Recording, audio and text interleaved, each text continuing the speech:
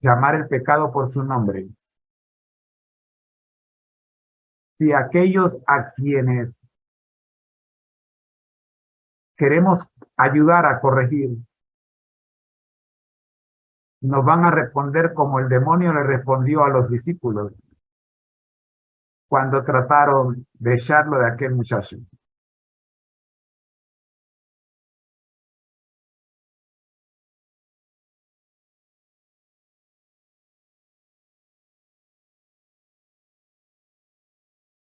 La palabra dice, vosotros estáis envanecidos.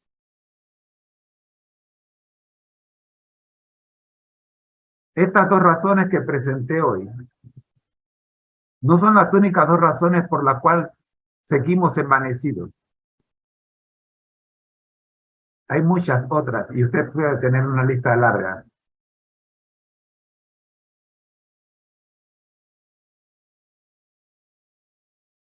El sentimiento de culpa, el resentimiento, la ira, la necesidad de compañerismo, el materialismo,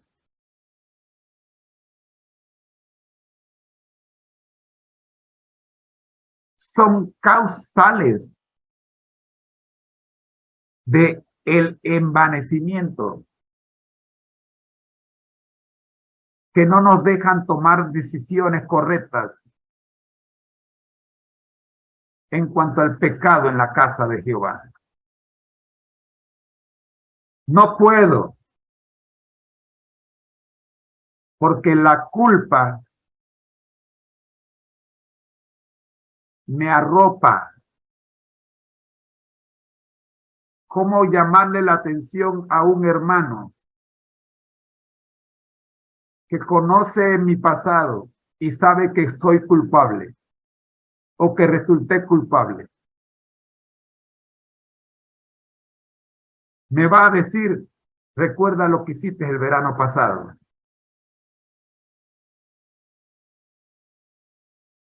Pero mis queridos hermanos, el apóstol Pablo no termina allí. Y el apóstol Pablo te dice en el versículo 3, 4 y 5, cómo debes actuar a pesar de que tú santo no eres. Porque el mismo apóstol Pablo reconoce que él tenía un pasado del cual podía ser acusado también. Y por supuesto que era acusado. Como tú, siendo perseguidor y asesino de cristianos, ahora me quieres venir a decir a mí lo que debo hacer. Pablo dice, y sin temor, sin sentimiento de culpa y sin resentimiento contra nadie, ciertamente yo, como ausente en cuerpo, pero presente en espíritu, como si estuviera presente, les he juzgado ya al que tal cosa ha hecho. Pablo dice, yo estoy allí, aunque no estoy allí. Y ya tomé una decisión con respecto al caso que nos ocupa. El tal debe ser sacado del campamento. En el nombre de nuestro Señor Jesucristo, reunidos vosotros y mi espíritu, con el poder de nuestro Señor Jesucristo, el tal sea entregado a Satanás para destrucción de la carne, a fin de que el espíritu sea salvo en el día del Señor Jesús. Debemos juzgar recordando que Jesús ama al pecador, pero odia el pecado. Se quiere la salvación del pecador, pero no se puede permitir que el pecado permanezca en el campamento. Si hay que sacrificar al pecador por el bien del campamento, se debe hacer. Así dice el apóstol, se salvará su espíritu en el día del Señor.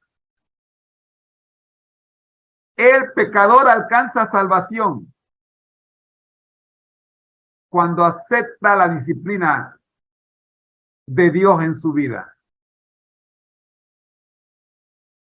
Yo sé lo que te estoy diciendo. Solo en Cristo Jesús hay salvación. Pero cuando se deja de aplicar justicia por causa del envanecimiento, se condena al pecador y se condena también al que tenía que aplicar la justicia. Ambos pierden por no seguir el método de Cristo. Observe que el apóstol dice, ciertamente yo como ausente en cuerpo, pero presente en espíritu, como si estuviera presente, he juzgado ya al que tal cosa ha hecho.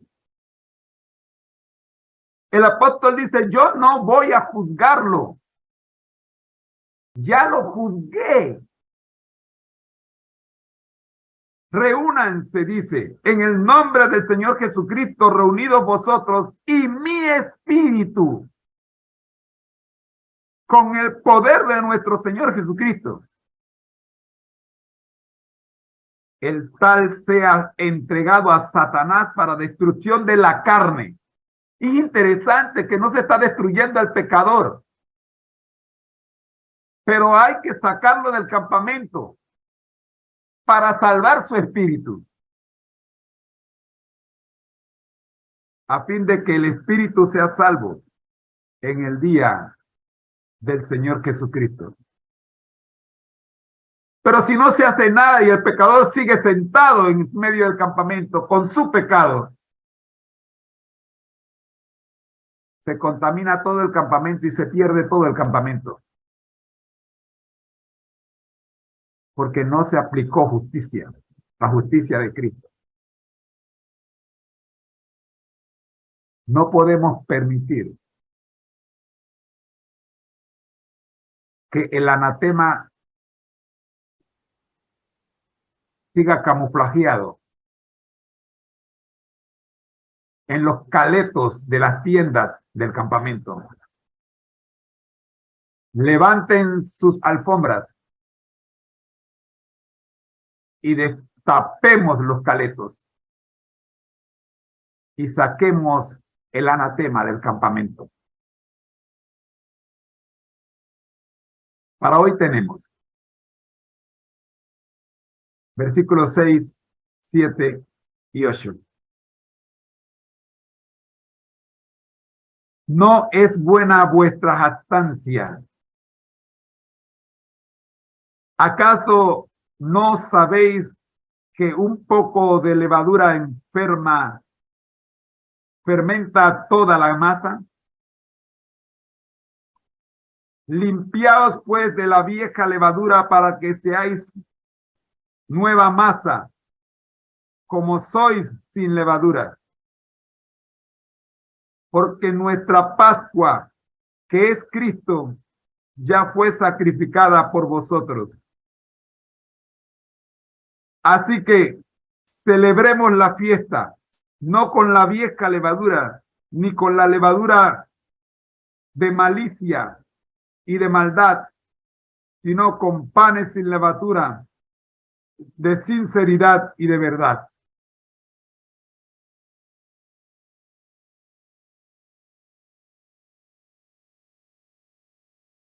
hablando de estos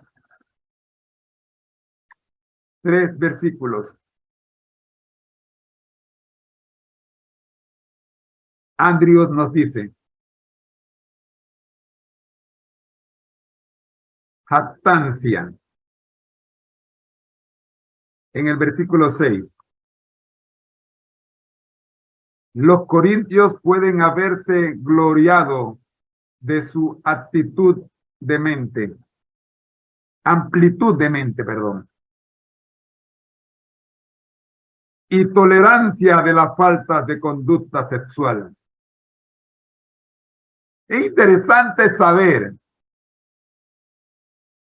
que los corintios se sentían orgullosos de ser tan pacientes que no les llegaba a incomodar la conducta sexual de los miembros de sus hermanos. En nada le incomodaba saber que un hijo se casaba con su propia madre y dormía con ella y la conocía, dejando frutos a los cuales, ¿cómo se les llamaba?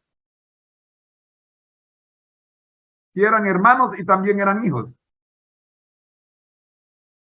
Pero Corintios se contentaba, se sentía orgullosa de este tipo de relación. El versículo 7 dice, limpiaos. Y nos manda a Éxodo 12, 15 al 20. Habla de vieja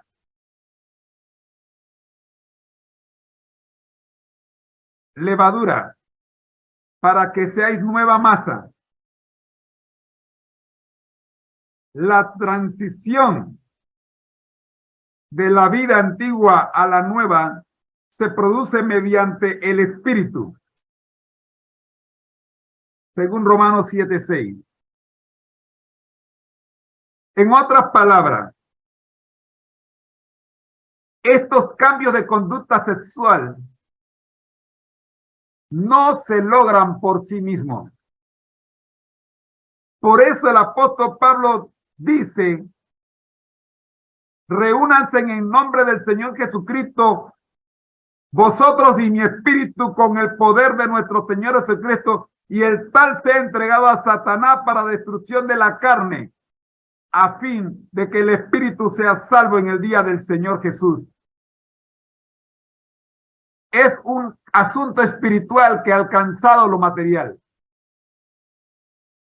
y que depende de nuestra actitud ante la conducta que tomemos ante la conducta sexual de nuestros hermanos para que el Espíritu Santo pueda trabajar y alcanzar la victoria en cada una de sus vidas. No puede la iglesia cerrarse los ojos o taparse los ojos porque un hermano decide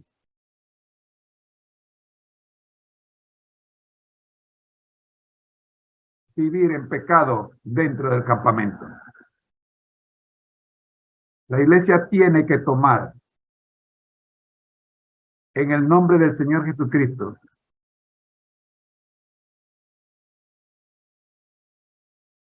decisiones para que el Espíritu Santo pueda trabajar en el que ha caído en las presas de Satanás, en la trampa de Satanás. No se puede seguir dando tiempo al tiempo, porque el tiempo no corrige. Es el Espíritu Santo el que corrige, no el tiempo. Seguimos en este mismo versículo 7.